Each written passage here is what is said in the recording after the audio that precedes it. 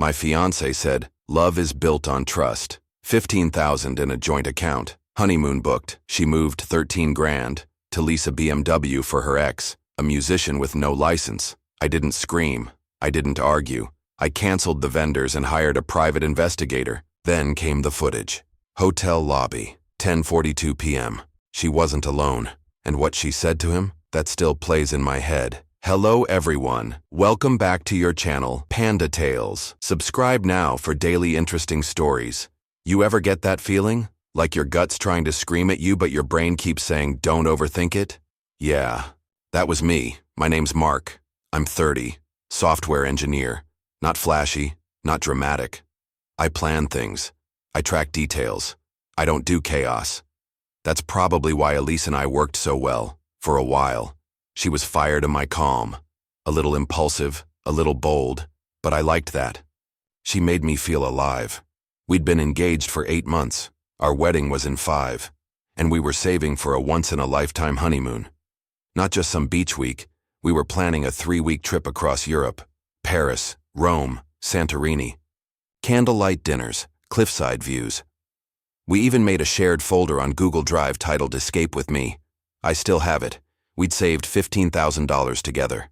Every dollar meticulously planned and tracked. We had a joint account just for the honeymoon. We even joked about it, calling it our escape fund.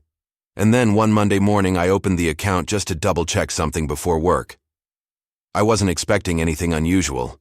I was actually trying to decide if we could squeeze in a hot air balloon ride in Cappadocia. Balance. 2043.79. I stared at the screen like it had personally insulted me. I refreshed the app, closed and reopened it. Checked if I was logged into the wrong account. Nope. $2,000. From 15. The first thing I thought wasn't betrayal. It was error. Maybe a glitch. Maybe a delayed transfer. Maybe Elise had moved some money temporarily. I didn't panic. I didn't even feel angry yet. Just cold. Like something shifted and I couldn't name what. I texted her. Hey, did you move anything from the honeymoon fund? I'm seeing a weird balance. She replied 4 minutes later. Oh yeah, just some stuff came up. I'll put it back before the weekend, promise don't stress. Some stuff.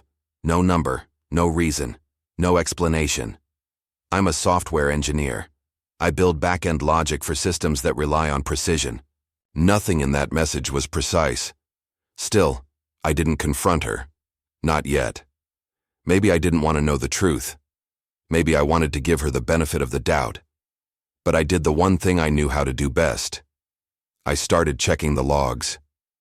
I pulled up our bank statement export, organized transactions by date, flagged withdrawals and transfers over $500.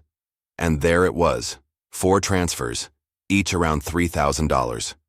All within the past 10 days, and each one went to a luxury auto group. A car, not groceries, not rent, not a family emergency, a freaking luxury car. My throat went dry.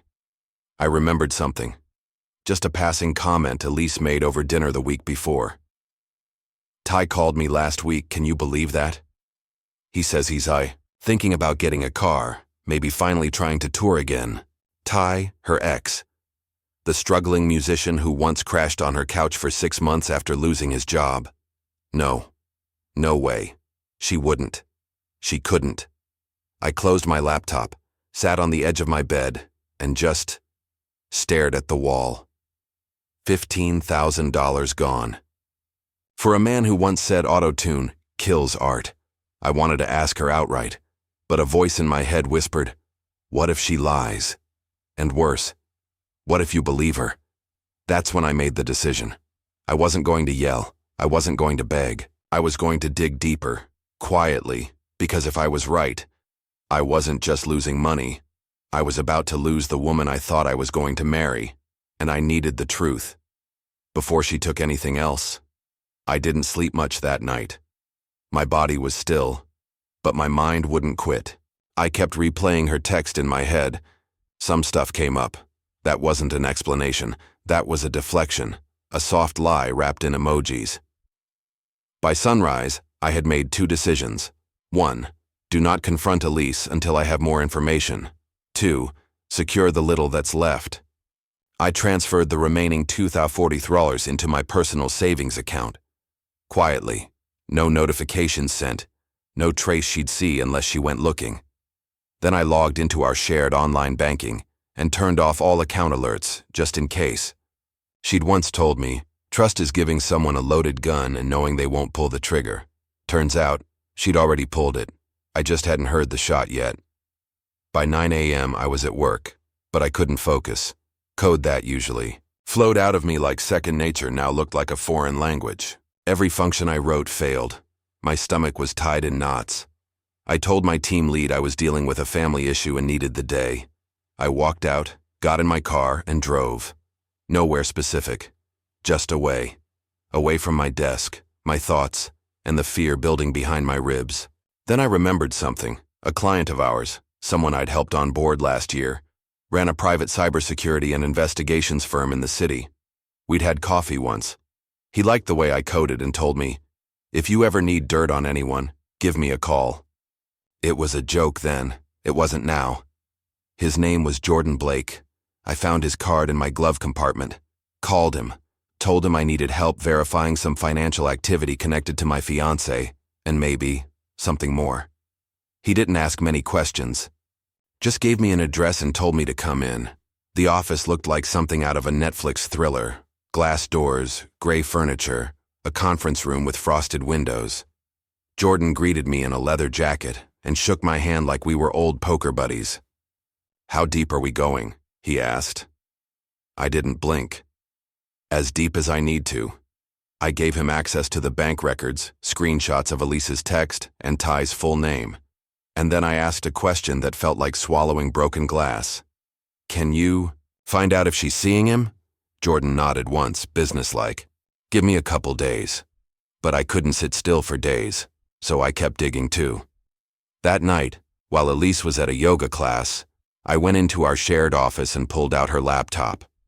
I know how this sounds. But let's not pretend we haven't all done something we swore we never would when desperation twists the knife. I wasn't trying to violate her privacy. I was trying to protect my sanity. The laptop was password protected, but Elise was the kind of person who used her birthday for everything. Second try, 0929. It opened. There wasn't anything overt. No open tabs, no suspicious emails.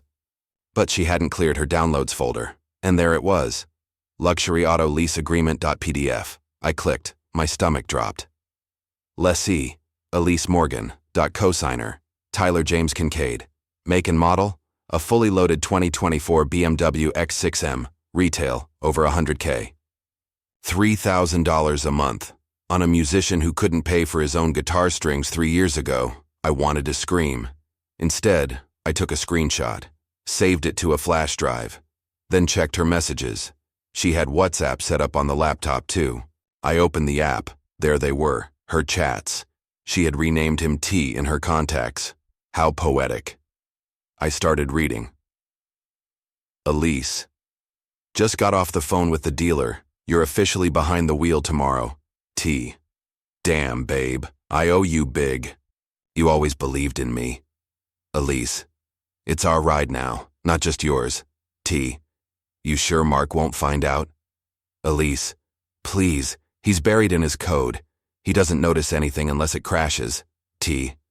You're crazy. Elise. Crazy for you. I stopped reading. Not because I was done, because I felt nauseous. Everything made sense now. The sudden withdrawals, the defensive attitude, the way she'd started taking more phone calls outside, the yoga classes 3 times a week, always ending at a bar. She wasn't slipping. She was strategizing, and I'd been the fool footing the bill. I closed the laptop and sat there in the dark. I thought about the last 2 years, the road trips, the Spotify playlists, her late-night ramen experiments, the way she'd cry during Pixar movies. I didn't know who I was engaged to anymore. I didn't even know who I was anymore. But I knew this. She thought I was weak. She thought I'd never look up from my keyboard long enough to catch her. She was wrong, because now I wasn't just suspicious. I was certain, and I had proof. 2 days. That's how long Jordan said it would take. Turns out, It only took one. The call came at 6:42 p.m. I remember the exact time because Elise was in the kitchen making stir-fry, humming some stupid pop song while the entire world around me burned in silence. I stepped outside to take it. Jordan's voice was calm, clinical, like a surgeon preparing to make the first incision. "I've got what you asked for." He sent me a file link. I didn't open it right away. I just stood there, thumb hovering over the screen, wondering if I was about to ruin my life or save it. Then I tapped. The folder was labeled Morgan Kincaid Logs. Inside, 3 time-stamped videos, 17 photographs, a full-day GPS route, and a screen recording of Ty's Instagram story archives from a burner account. The first photo, Elise, in workout clothes, laughing, handing over keys to a man with a guitar case in his trunk. Ty the second, them in a driveway, his hand on her waist, her forehead against his, intimate, familiar. The third, them entering a hotel in Westwood, 11:09 p.m. The fourth, leaving the same hotel. 8:34 a.m., different clothes, different smiles, the kind you only wear when you've broken rules and gotten away with it. I felt something inside me fracture. Not snap. Not shatter. Just slowly break, like a wall of ice that's been cracking for weeks, finally letting the cold all the way in. I watched one of the videos. Jordan had someone tail them discreetly. They were parked by the beach, windows down, music playing. Ty had, his shirt off, strumming a guitar.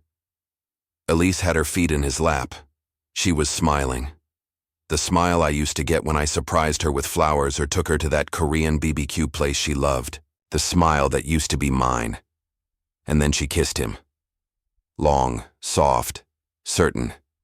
This wasn't a fling. This was a second life. I didn't cry. I didn't punch a wall. I just felt still. Like every nerve in my body had shut off to conserve energy. Jordan followed up with the Instagram evidence. Ty had been bragging under a private handle, one that only 200 followers knew about. That's how dumb he was. Posting boomerangs from the BMW tagging "Were blessed Mari ride ordy." In one clip, Elise's voice is in the background. "Don't tag me, remember? He's not supposed to know." I rewatched that line 5 times. Each time, it sounded less like Elise and more like a stranger I had accidentally let into my life. And the worst part? This wasn't recent. Jordan pulled data showing this started over 3 months ago, while we were picking wedding invitations, while she was calling me her forever, while I was choosing cufflinks engraved with her initials. She was already lying, already kissing, already draining our dream one transfer at a time. That night, I sat alone in my car in the driveway.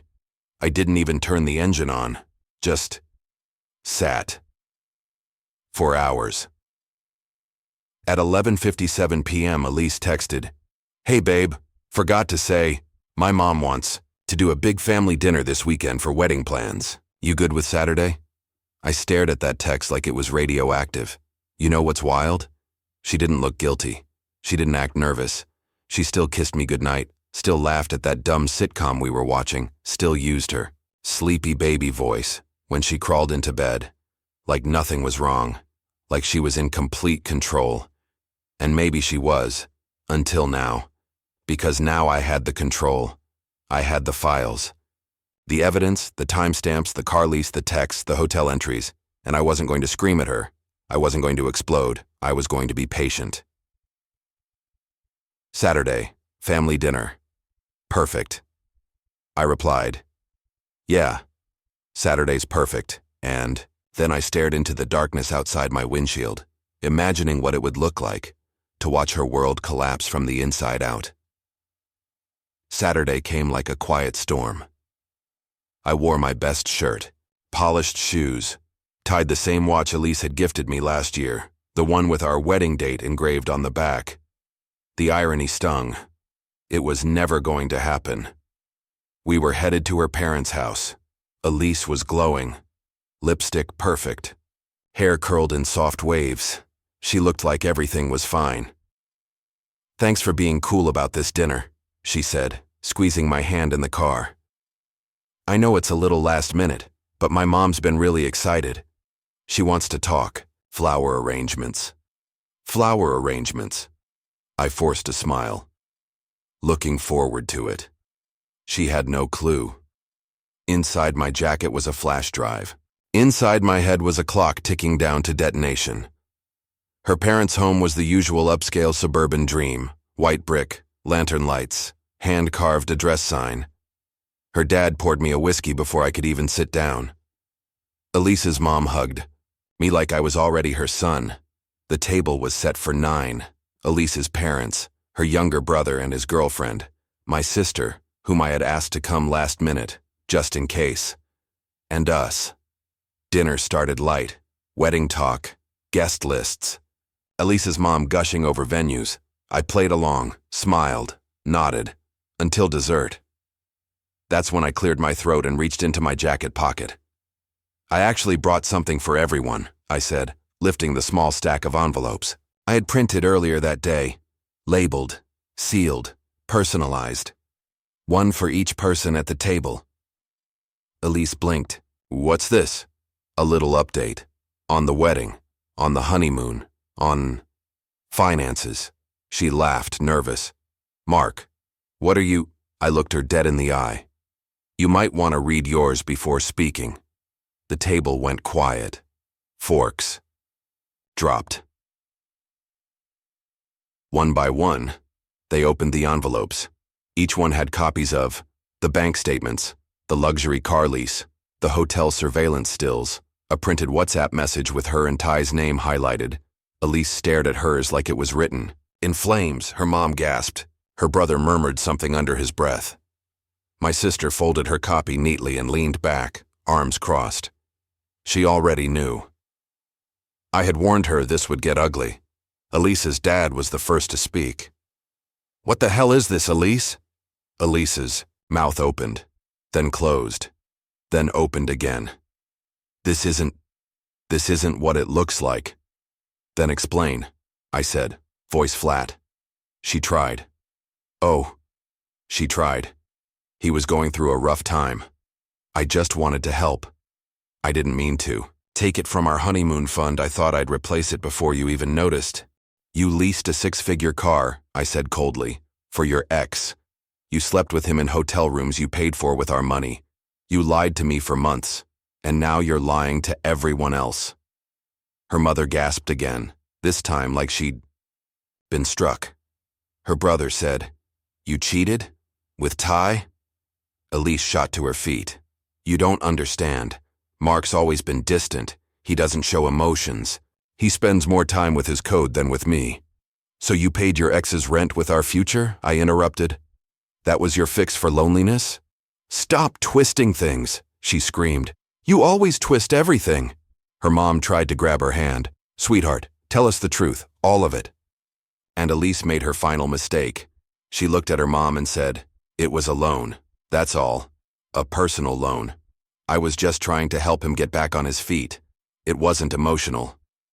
I pulled out my phone, tapped the screen, played the clip Jordan had recovered from Ty's burner Instagram. Her voice crystal clear. Don't tag me, remember? He's not supposed to know. Silence, not the kind that lingers, the kind that crushes. Her dad stood up, face red. You brought shame into this house. Elise backed away, shaking her head. You're all against me now? I stood too, buttoning my jacket. No, I said. You were against us. From the moment you chose him over honesty. She turned to me with fire in her eyes. So what now? You humiliate me? You destroy me in front of my family? I leaned in slightly. Quiet. Final. No. You did that all by yourself. I left the house with my sister. Didn't even look back. As the door shut behind me, I heard Elise sobbing. I didn't stop. She had drained our honeymoon fund to build a fantasy with a ghost from her past. And now that fantasy was dissolving under the harsh light of truth. The dinner was over. But the consequences? They were just beginning. 3 days. That's how long it took for Elise to spiral. She moved out of our apartment the next morning, slamming cabinet doors and packing like she was being chased by ghosts. No apology, no explanation, just rage and silence. She left behind a mug with wifey-to-be written in gold and a photo of us in front of Niagara Falls. I didn't touch either. I just closed the door when she left and stood there, breathing the kind of silence I hadn't felt in months, but I knew it wasn't over. Not by a long shot. On the fourth day, it came. A storm, wrapped in perfume, red lipstick, and fury. She barged into my office building like a woman on fire, didn't check in, didn't care. She marched right into the open plan space, eyes blazing, and yelled my name loud enough that half the dev team turned in their chairs. I stood up slowly, from my desk, heart already bracing for impact. "Elise," I said, steady. "Not here." But she didn't care. She was past caring.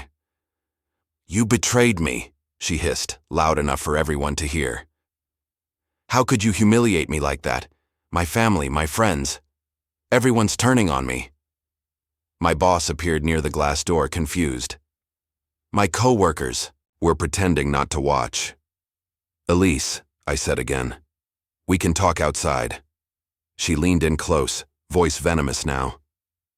"You think you're so clever, don't you? You think exposing me made you strong? You're pathetic, Mark, emotionally constipated, cold. I made one mistake." "One?" I cut her off quietly. "You lied. You stole. You cheated. You manipulated everyone around you to cover it up. One mistake would have been moving the money. You built an entire second life." Her face twitched. "Ty needed help. You never understand people like him. He has passion, dreams. And you thought passion excused theft?" She didn't answer. That's when I pulled out my phone and showed her the group chat. Our mutual friend group, 12 people. All of them now knew the truth. I hadn't posted the evidence publicly, but I had shared it privately, quietly, logically. No rage, just clarity. I showed her the message I sent. "Just so you all know why Elise and I aren't getting married anymore," followed by a compressed folder, screenshots, bank records, the car lease, the hotel logs, unarguable, undeniable. I scrolled down and let her read the reactions. "Dude, I'm so sorry. Wife Elise? I knew Ty was trash, but this? She really threw away a future for a washed-up SoundCloud dropout? And one from her closest friend, Jenna. I can't support this. She lied to all of us." Elise's lips parted. No words came out, just shallow, fast breaths. "Why would you do this?" She whispered. "You ruined everything." I looked her dead in the eye. "You did that the moment you thought I'd never find out." Then I stepped past her, calm, measured, and said just loud enough for everyone nearby to hear, "Security will escort you out if you're not gone in the next 30 seconds. She stood there, frozen. Then she screamed. Not words, just a sound, a frustrated, broken, furious sound, and stormed out. As the door closed behind her, I finally exhaled. People looked at me, awkwardly, quietly. One guy clapped once. Another mouthed, "You good?" I just nodded. Later that day, I got a text from her father. "I apologize for how I reacted at dinner. You didn't deserve what she did. If there's anything we can do to make things right, let me know." I didn't reply. I got another from her brother. "Ty's gone, packed up and vanished. Lease company's after a lease now. She's crashing at her parents'. It's bad." I said nothing. Because Elise didn't just cheat on me, she underestimated me. She mistook my quiet for weakness. And now, she was watching the social circle she built crumble around her like a sandcastle hit by a rising tide. I didn't have to shout. Didn't have to hit. Didn't have to post anything online. The truth did all the damage. And for the first time in months, I felt light. Not happy, but free. The kind of freedom that comes after walking out of a burning house and realizing you didn't start the fire, but you sure as hell survived it. The thing about exposure, it doesn't hit all at once, it seeps. It corrodes. It spreads like a slow, merciless leak under the floorboards of your life until everything collapses. And that's exactly what happened to Elise. After the confrontation at my office, she went dark on social media, deleted Instagram, locked down her Facebook, removed her TikTok entirely. But the whispers didn't stop. They just changed venues. Her friends ghosted her, one by one. Some sent her passive-aggressive texts. Some didn't bother at all. The girl who used to host wine nights and bridal brunches was now the elephant in every group chat. Even the women who once called her queen weren't defending her now. Because once I posted the full timeline in our friends' WhatsApp group, screenshots, receipts, the hotel check-ins, there was no more room for spin. She hadn't just cheated. She'd orchestrated theft, manipulated emotions, sold off a future for someone who vanished the moment the money ran out. Ty? Gone. I got confirmation from Jordan 2 days after Elise stormed into my office. Ty had skipped town, stopped showing, up to his part-time bar gig, cleared his apartment. No goodbye post, no epic breakup. Just disappeared. Like the cockroach he was. And that luxury BMW, repossession in progress. Apparently, once Elise missed her second lease payment, the dealership sent warnings. Her dad tried to make partial payments to stop it from escalating, but when they realized how much Elise had sunk into Ty's career, equipment rentals, unpaid gigs, studio time, they had to step in fully. They started selling assets. Her parents had been upper middle class, 2 SUVs, a boat, country club membership. That all started disappearing fast. Her dad quietly retired earlier than planned. Her mom canceled the private garden wedding Elise had dreamed of since she was 15. But the final blow came through. A friend of Elise's younger brother. Apparently, Ty had been using Elise's money to cheat on her with a second woman in another city. Another backup vocalist he swore was just a creative partner. Elise had built an empire of lies. And, watched every piece of it implode.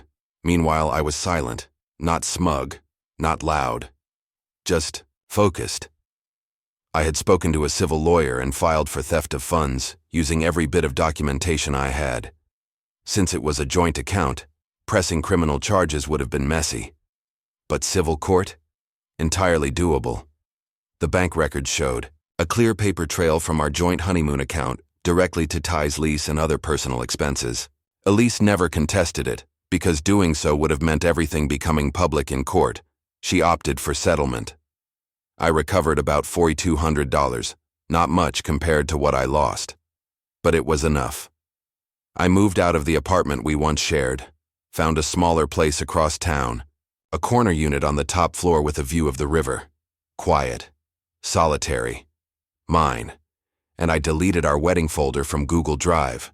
All 83 photos, all 19 venue PDFs, all 6 saved Pinterest boards. Gone. Not out of bitterness, but because I refused to let her ghost live rent-free in my future. I started jogging again, started reading again. My code got cleaner. My meals stopped being takeout. And one night, I sat down at the very table where we used to plan our honeymoon and rebooked a trip. Not to Paris, not to Rome, not to Greece, but to Iceland. A place I'd always wanted to visit. Cold, remote, honest in its beauty. Everything Elise wasn't. As I clicked confirm booking, a strange feeling settled over me. Not triumph, not even happiness. Peace. The kind you get when the war is over, and the battlefield is finally silent. The world didn't need to watch Elise fall. She did that all on her own. I didn't post about it, didn't subtweet, didn't vent, because I had something better than revenge. I had the truth. And the truth, once unleashed, doesn't need to shout. It just sits back and lets the guilty destroy themselves. I stepped off the plane in Reykjavik, Iceland, with nothing but a backpack and a camera. It wasn't the trip Elise and I had planned. No candle-lit dinners in Paris. No gondola rides in Venice. No romantic strolls through Santorini. This was different. This was mine.